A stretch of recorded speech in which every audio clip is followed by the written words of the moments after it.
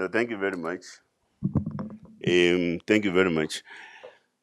There was a question about the characterization of the EFF. I suspect it's from the Eyewitness News.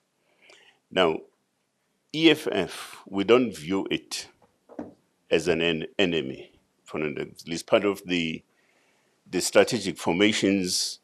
So when we say, for instance, that ourselves as MK, we stand for the unity amongst African and Black parties, in that definition, we also include the EFF.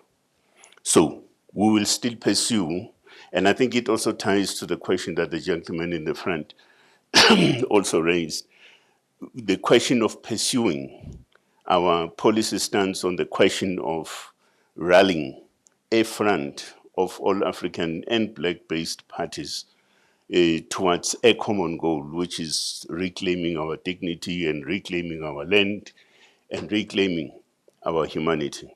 So that's our stance with regards to the EFF. I think the national chair has dealt with the question about how do you characterize the economic freedom fighters.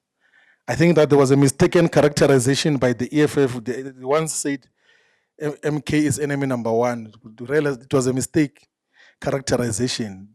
It's not possible for, just by the nature of your constituencies and the people and the interests and the politics that you represent, no matter how subjectivity overwhelms you, there are certain characterizations that cannot be true.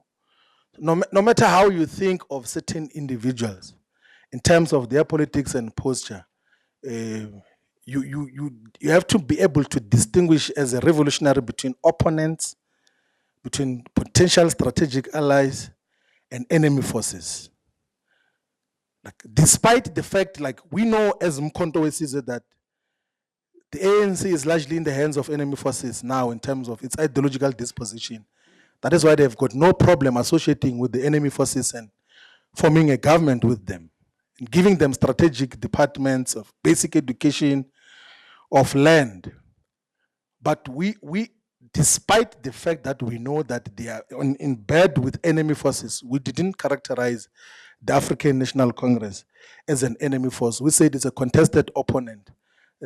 And I would think that this is the characterization that should occur in all political parties and must happen at a much more matured political and ideological way, which is not guided by subjectivity and overwhelmed by personal dispositions and wrong view. Because if you allow that to overwhelm you, you will mischaracterize the juncture which we are in, and then you will therefore mischaracterize just what is to be done by common action of all the progressive forces.